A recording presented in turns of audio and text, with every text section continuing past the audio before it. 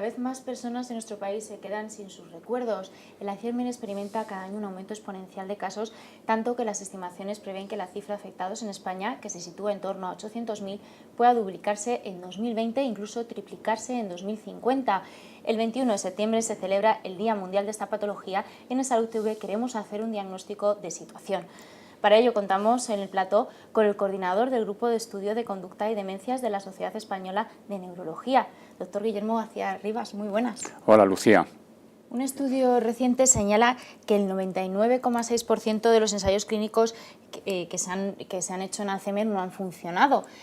¿Quizás se está apuntando demasiado hacia esa parte y menos a investigación básica? Bueno, esto es muy llamativo y es una llamada de atención.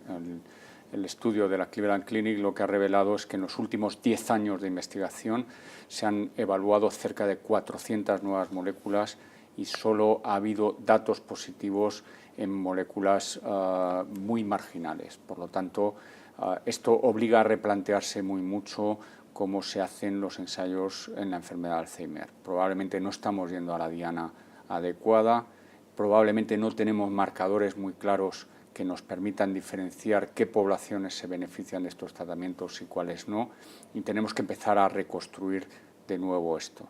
Realmente romper una lanza por los laboratorios farmacéuticos que siguen apostando y empleando muchísimas cantidades de dinero en intentar lograr una cura para esta enfermedad. ¿Falta entonces o queda por avanzar en la búsqueda de esos biomarcadores? ¿Qué se tiene hasta el momento en este sentido? Pues esto es un avance que ha habido en los últimos 10 años y que realmente está revolucionando el campo de las enfermedades neurodegenerativas y en concreto de la enfermedad de Alzheimer.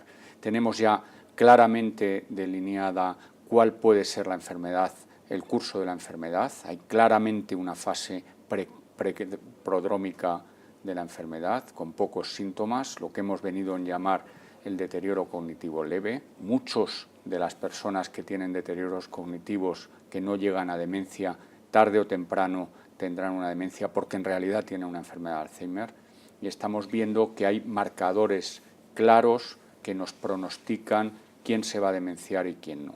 Estos marcadores se dividen en 3 grandes grupos. Hay marcadores bioquímicos, fundamentalmente a través del líquido cefalorraquídeo, medida de beta-amiloide en líquido cefalorraquídeo, de proteínas tau y fosfotau en el líquido.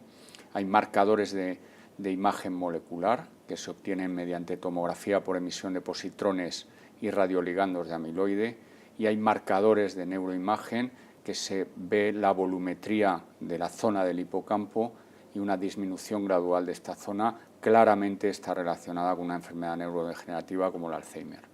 De alguna forma, entonces, se ha avanzado en el diagnóstico de la patología.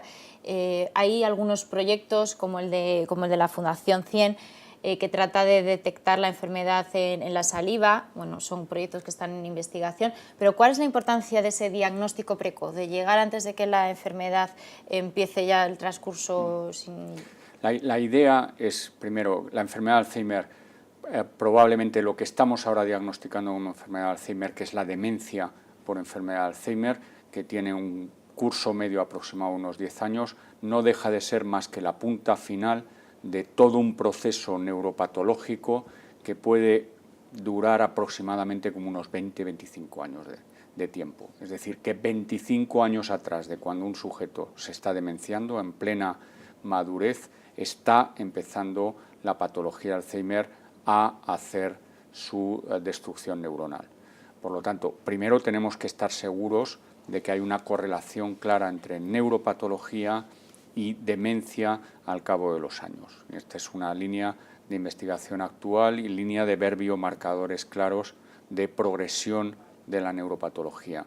Y por otro lado, toda la industria que se está moviendo alrededor de la vacunación, de intentar prevenir la aparición del deterioro cognitivo, realmente su nicho y su lugar está siendo aquí. Actualmente se están llevando a cabo ya iniciativas en este sentido. Hay 4 grandes ensayos clínicos, la mayoría de ellos cofinanciados con empresas, laboratorios farmacéuticos, pero también con fondos públicos fundamentalmente americanos. 2 de ellos utilizando a personas que tienen mutación autosomal dominante de enfermedad de Alzheimer, y en estadios asintomáticos vacunarlos y ver versus placebo si hay diferencias significativas en el tiempo hasta demencia en este tipo de población, que sabemos que desgraciadamente el 100% van a tener demencia tipo Alzheimer. Y hay otras 2 iniciativas hechas en población de riesgo para enfermedad de Alzheimer esporádico, que también probablemente nos den resultados. Son estudios a muy largo plazo, los datos preliminares probablemente estén en el horizonte 2020, pero realmente nos van a ayudar a ver si tratar precozmente esta enfermedad consigue disminuir el impacto tremendo social, el gasto que tiene la fase de demencia de la enfermedad. O sea, que de alguna forma no se tira la toalla, a pesar de que los intentos que haya habido hasta el momento con las vacunas no hayan sido exitosos, ¿no? Efectivamente, por ahora el gasto farmacéutico que los laboratorios farmacéuticos han hecho es tremendo, tremendo, tremendo. Todos los ensayos exigen un número de controles de calidad importantes y todavía se sigue apostando por ello y se sigue investigando. Realmente qué duda cabe que todos los trabajos de investigación básica que nos centran fundamentalmente a la proteína beta-amiloide como generadora o como iniciadora del proceso patogénico en la enfermedad, todo esto son estudios desarrollados en los últimos 15 años y son los que nos están haciendo el que marquemos ahora la pauta de por dónde deben ir los ensayos clínicos ahora. Una línea que también ha salido a novedades últimamente es esa que desarrolla los llamados alimentos medicamento, ¿no? En este sentido, que sería para pacientes en etapas precoces de la enfermedad. ¿Esta es una línea también a seguir? Efectivamente, hay que investigar varias líneas. Es decir, lo que está claro es que se está produciendo una muerte neuronal y una pérdida de sinapsis en el cerebro, y eso es clarísimo. Y las personas con enfermedad de Alzheimer, al menos en la fase de demencia, tienen déficit en la absorción de nutrientes básicos, y eso también se ha demostrado. Por lo tanto, no es que estemos dando suplementos nutricionales, es que estamos incrementando el aporte de nutrientes a nivel celular que estos enfermos necesitan. Probablemente una persona sana es capaz de con una dieta adecuada cogerlos y nutrirse, pero los pacientes en fase de demencia de tipo Alzheimer tienen déficit y carencias en este sentido. Y ha habido ensayos clínicos que han demostrado que el uso de determinados preparados nutricionales mejora, por ejemplo, funciones de memoria. Estamos a la espera de ver qué es lo que ocurre en fases un poquito más preliminares de la enfermedad y ver si realmente este efecto teóricamente neuroprotector se correlaciona y se ve que los pacientes se demencian menos. Vamos un poco hacia la investigación básica. ¿Cuál sería la importancia de entender el proceso de agregación de la proteína beta-amiloide? Pues actualmente es básico, es fundamental, ¿vale? Las enfermedades neurodegenerativas son proteinopatías, son enfermedades de las proteínas. En un momento determinado, determinadas proteínas se agregan, empiezan a formar agregados tóxicos que son insolubles y que sabemos por ahora que producen muerte neuronal. Por lo tanto, hay que entender el por qué se produce este proceso, ¿vale? La proteína, el péptido beta-amiloide se está generando de manera fisiológica desde el nacimiento. Es una proteína codificada por el cromosoma 21, el que está triplicado en el síndrome de Down, y ocurre de manera natural. ¿Por qué en un momento determinado esta proteína se hace insoluble, se agrega? Es lo que hay que conocer. ¿Cuál es el mecanismo que inflama y que empieza a producir esta carga de amiloide y que posteriormente produce una alteración de la sinapsis y una muerte neuronal? Vamos a hablar de la proteína priónica, porque recientemente un estudio español descubría su impacto en las primeras fases asintomáticas de la enfermedad. ¿Esta está también otra vía de estudio?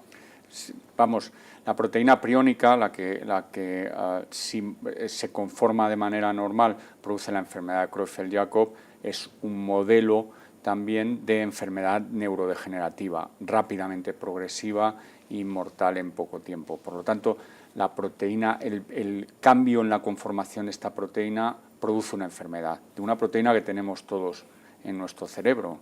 La proteína priónica es fisiológica en el cerebro.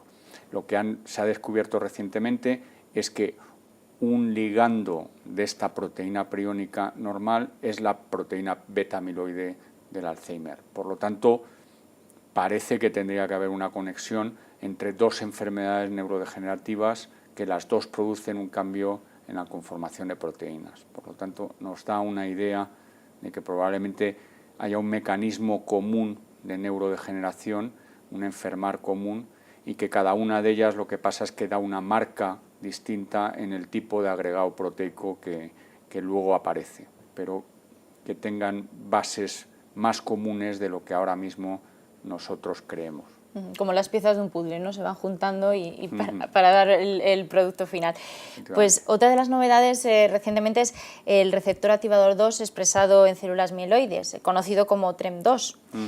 ¿Qué importancia tiene? Bueno, sabemos y tenemos la noción de que la enfermedad de Alzheimer tiene un componente hereditario. Y es así, hay una cierta agregación familiar, pero la herencia no es una herencia autosomal dominante, es una herencia poligénica. Se han hecho grandes estudios de secuenciación genómica completa, lo que se llaman GWAS, utilizando miles de muestras de población, intentando ver qué tipo de genes pueden estar implicados en la enfermedad de Alzheimer. Solo ha habido hasta ahora un solo gen que está claramente implicado como riesgo de enfermedad de Alzheimer, que es el de la ApoE, de la apolipoproteína E. Y recientemente, en dos ensayos grandes clínicos europeos, con muestras sanguíneas europeas, han encontrado este gen TREM2 que también tiene un riesgo, que complica un riesgo para enfermedad de Alzheimer. Y es la primera vez después de ApoE que se encuentra un gen que está implicado en esta herencia poligénica de la enfermedad de Alzheimer. Hay que ir a por ello. La genética por ahora también nos ha dado más desilusiones que ilusiones, pero bueno, la idea de que hay cambios de conformación también en nuestro ADN y que eso a la larga produce o facilita la neurodegeneración es una idea que yo creo que hay que perseguirla y hay que llegar a conocerla. Vamos ahora con el tema de células madres. Se está investigando en bastantes enfermedades. Todavía muchas veces no se ven los efectos en la práctica clínica, falta todavía tiempo. En el Alzheimer me imagino que también estará en ese sentido, ¿no? Todavía a largo plazo el tema de las células madre, pero parece una vía prometedora. Es una terapia muy llamativa desde un punto de vista teórico. Es decir, sería la manera de volver a regenerar un tejido que se está degenerando. Tiene muchísimas implicaciones. Por ahora, los intentos que ha habido con células madres en enfermedades neurodegenerativas han sido bastante desalentadores. En enfermedad de Parkinson, que es otra degenerativa, la regeneración con células madre hace que la proteína anormal, que en este caso es la sinucleína, aparece en las células que se han implantado madres. Es decir, que hay como una infección, una transfección de esta proteína y por lo tanto las células madre empiezan a sufrir también de los procesos neurodegenerativos que tienen las células vecinas. Tenemos que ver cómo se consigue frenar esto y que las células madre sean capaces de dar neuronas en condiciones y con una buena conexión. Creo que queda mucho tiempo para que esto lo veamos nosotros en la práctica clínica. Doctor, ya sé que esta pregunta es un poco complicada en cuanto a que no se puede sacar la bola de cristal, pero de todos estos pues temas que estamos viendo, el tema de los biomarcadores, la parte genética, incluso la parte del diagnóstico, las vacunas, ¿cuál diría que podría ser la que de alguna forma pudiera pues, hacer que alguna pieza encajara y poder avanzar un poco en el tratamiento de estos pacientes? Yo creo que el problema que tenemos es una sensación de urgencia ahora mismo. Tenemos la sensación de que esta es una pandemia, estamos alargando nuestra vida día a día, es decir, la expectativa de vida actual es exponencial, cómo va creciendo de generación en generación. En solo 5 años se ha agrandado la expectativa de vida en un año más, o sea que vamos progresivamente viviendo más, con lo cual tenemos una pandemia a la vuelta de la esquina con la enfermedad de Alzheimer y otras enfermedades neurodegenerativas. Por lo tanto, hay que disparar a todo lo que se mueve. No queda más remedio, no podemos ir secuencialmente en orden. Uno de los grandes retos es ser precisos en el diagnóstico in vivo. Tenemos que ser muy, muy precisos, como fueron nuestros colegas oncólogos hace 25 años con el cáncer, que fueron totalmente precisos. Actualmente, si usted tiene una célula cancerosa, nada más le van a diagnosticar de cáncer. Nosotros todavía andamos con indefinición en vida con la enfermedad de Alzheimer. Por lo tanto, la precisión diagnóstica es fundamental para poderla hacer precozmente y poder identificar a aquellas personas que en un plazo de tiempo van a necesitar de supervisión y de ayuda y por lo tanto de recursos sociales importantes, y necesitamos también ver si ahí podemos empezar a aplicar terapias. Todo lo tenemos que hacer a la vez porque tenemos esa sensación de que si no nos vamos a encontrar con varias generaciones que no vamos a saber cómo tratar o cómo manejar. Ha comentado el tema de las ayudas sociales y ya para terminar sí que me gustaría ver un poco esa parte más de los pacientes. No hay tratamiento, es una enfermedad devastadora que además afecta a todo el núcleo familiar. Quizás hay que hacer también hincapié en esas medidas de ayuda a esas familias, a esos pacientes, calidad de vida. Es decir, nuestro objetivo a día de hoy sigue siendo el mismo que tenía Hipócrates hace 3000 años, intentar aliviar el sufrimiento. Entonces, a día de hoy tenemos que plantear, es una enfermedad familiar, tremendamente familiar, y por lo tanto tiene que haber una responsabilidad social clara y neta de ayuda a estas personas. Y eso es fundamental a día de hoy. Y de verdad que se está gastando recursos en investigación. Yo no me puedo quejar en ese sentido, aunque la investigación es larga e infructuosa, pero desde luego lo que sí que tiene que ser claro es que estas personas deben de recibir ayudas sociales en toda cuantía para mejorar su calidad de vida, porque está claro que esto es una enfermedad progresiva y que por lo tanto a día de hoy necesitamos de la ayuda de todos para poder mejorar su vida. Doctor García Rivas, pues muchas gracias por habernos acompañado en Salud TV. Muchas gracias.